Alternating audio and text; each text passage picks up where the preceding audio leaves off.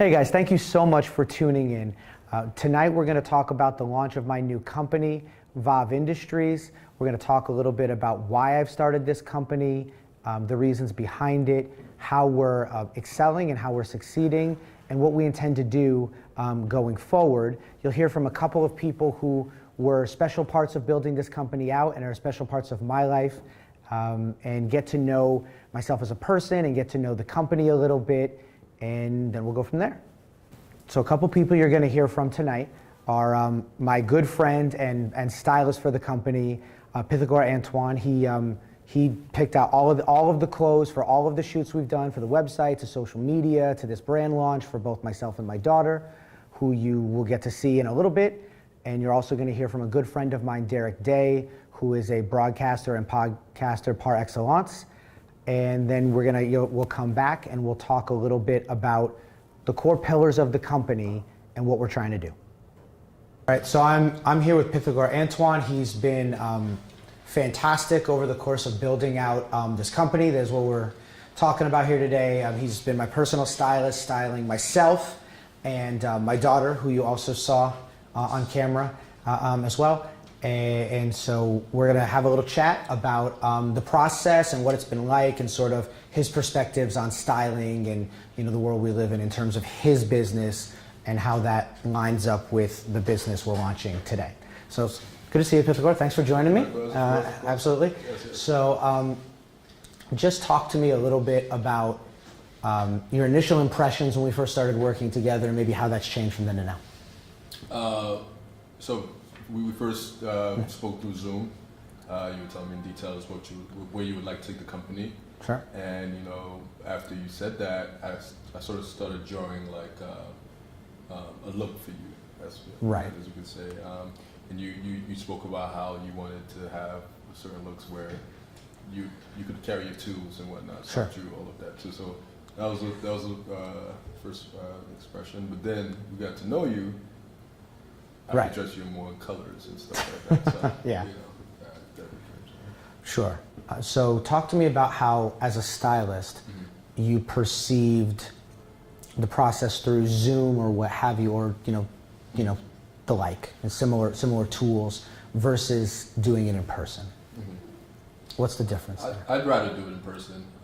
Through Zoom is okay, because we had to, during the pandemic, something that we had to kind of adjust to if you Sure. were a stylist or a clothing maker of some sort.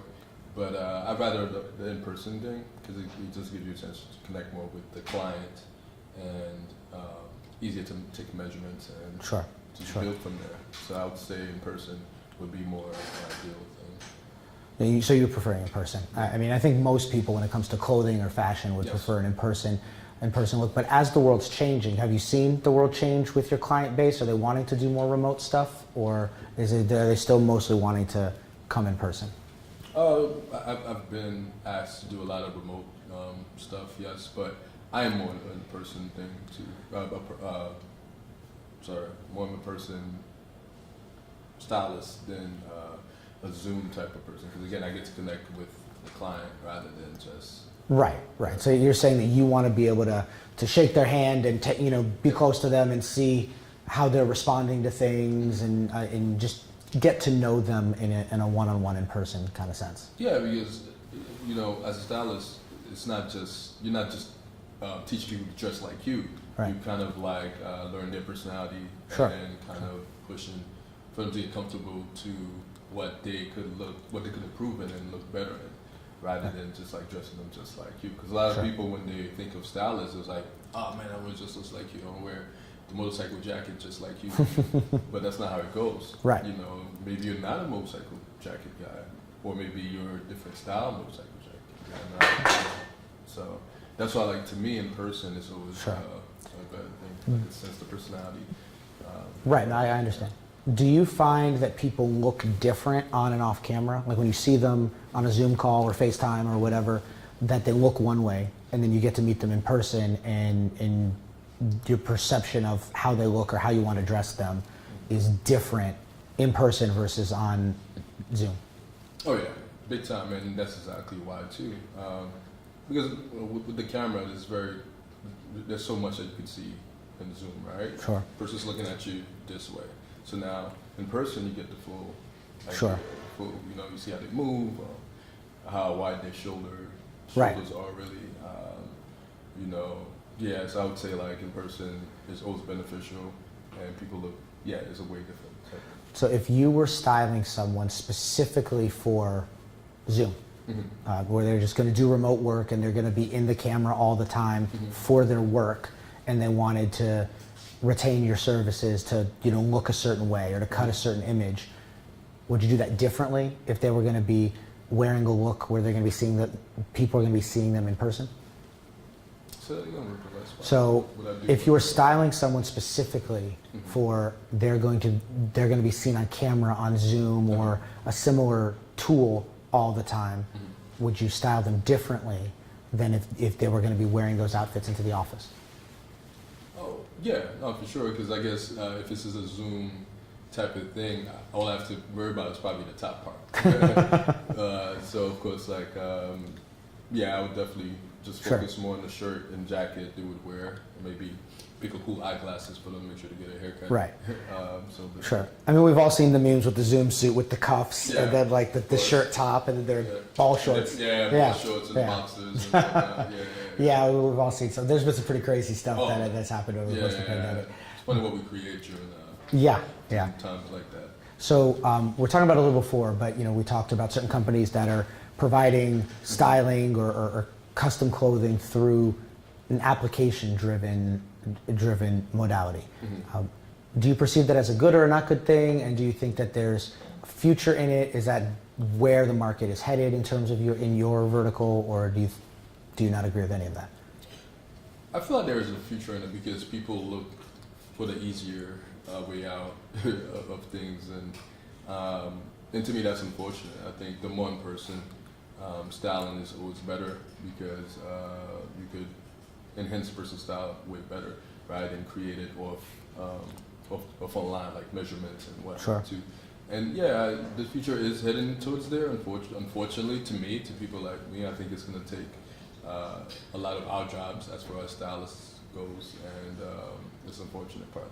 Again, I understand how people want things to be easier, but I also don't think it's the smartest way out of it because you want to look your best, not just a look. Right. You know, because that could just fade away. You know, you don't want just a look for a certain season. Styles change, your size changes, you know, different things like that. Do you think that with all of the things that are happening with technology right now that you need to adjust your business at all to more that direction or not? Well, I mean, as far as Zooms and actually connecting with clients through online, I guess I'm gonna have to really learn to maneuver around that. Like I said earlier, I'm more in-person thing, but I understand like due to the market, I'm gonna have to do more Zooms or those type of things. And if I'm gonna create, let's say, bespoke suits for a client or two, I have to understand that, yeah, I'm gonna have to somehow figure out how to do it digital, you know. Sure. Fair enough. Well, thanks for joining us, Pithigo. I appreciate it being here. Yeah, absolutely. Thanks. Well, thanks, guys. We'll be back in a minute. You do it one more time? Yeah. All right. Ready for Slate? So earlier this week, I was able to catch up with a great friend of mine, Derek Day. Derek's brilliant about a lot of things, but he's specifically a former radio broadcaster, podcast expert, has a couple of great podcasts that he runs, and is a cloud computing specialist. And we spoke about where all of this podcasting, broadcasting, radio, TV, AV, all of it is headed now that we have the advent of cloud computing with things like Zoom and Microsoft Teams, and how we move forward into the next shift of technology. So have a listen to what my friend Derek had to say. Thing is that, think about this, that your time to delivery for creative assets, whether it be broadcasting, whether it be podcasting, whether it be movies, music, whatever, right? That think of the turnaround time from completion to delivery. Right. You know, how quickly you're able to pivot. And that's what I see happening is that you're so many of these tools are going to become virtualized. that they're going to be they're going to be put into the cloud. And as the cloud changes, how can I say this?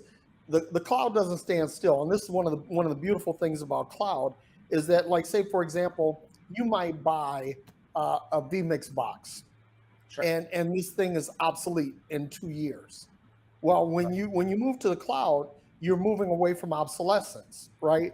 Because the cloud is always improving, the cloud is always upgrading, the cloud is always evolving, and so now it just becomes a simple lift. All right, welcome back, guys. I hope you enjoyed hearing from Derek and Pythagore as well. I just wanted to take a couple more minutes of your time and talk about why I'm starting this company. I started working in broadcasting and production and events when I was about 10 years old, which was approximately 29 years ago. And the industry has changed so much in that time. We used to have broadcasters and filmmakers and AV specialists and IT guys, and they all did very, very, very different things. In today's world, you have to be able to do all of those things, and a significant amount of the time, it doesn't go well. So I wanted to start this company to be able to address those needs of doing all of those things well, but then also migrating that stuff into the cloud so that we can do it from distance, because the world we're living in is changing every day. And we need to be able to do all these things well to a broadcast standard and do it from distance. That's the first reason I wanted to start this company. The second reason I wanted to start this company is a very good friend of mine who is a very, very highly skilled broadcast and AV engineer. She said to me maybe about a year ago, she said, Vincent, I've been on all of these job sites doing all these engineering jobs, and I oftentimes get treated very poorly by construction foremen and whatever who don't feel like I know what I'm doing. And she said to me, Vincent, can I just get the respect that I've earned? And one of the things that you've seen is you've seen me interacting with my little girl tonight, and she has a great love and aptitude for this kind of technology. And it really broke my heart to see women in the industry not being treated with the same level of respect and dignity that men get treated with, because quite frankly, a significant amount of the broadcasters, lighting designers, et cetera, that I've worked with over my career have been women, and most of the time, they're at the top of the industry, best of the best. Most of my team here recording this today are women, right? A significant amount of the team I've worked with over the course of time is women. So I've decided to build this company out with the notion of putting women first in terms of their roles in broadcasting, technical direction, engineering, and et cetera. And okay, welcome back, guys. Thanks for sticking with us. This is my beautiful daughter, Naomi. She's about to be 8 soon, a couple weeks, so happy birthday to her. But I wanted to introduce you to her because she is ultimately the reason that I'm doing this, right? Is starting this company and building this out is to hopefully, in the tech and AV and production space, create a better world than what we have today. So Naomi and I are going to talk for a little bit, and you guys get to sort of get a view into our relationship as father and daughter, and talk about what we do like every day or regularly with technology and all that kind of stuff. Anything you want to say, sweetie? It's true. It's true. I like to build things, and Daddy built this company for me to live my dream. Build. Yeah. What do you like to build? What I really like to do is just help you with things that involve building. Okay. Is there a specific thing that we build that you like more than others? I do like to build racks. Racks, okay. And my dream is building. Okay. So have you learned anything recently that's really exciting using all this kind of stuff? Well, I have learned that you have to be careful. Yeah, what else? And you have to focus. And you have to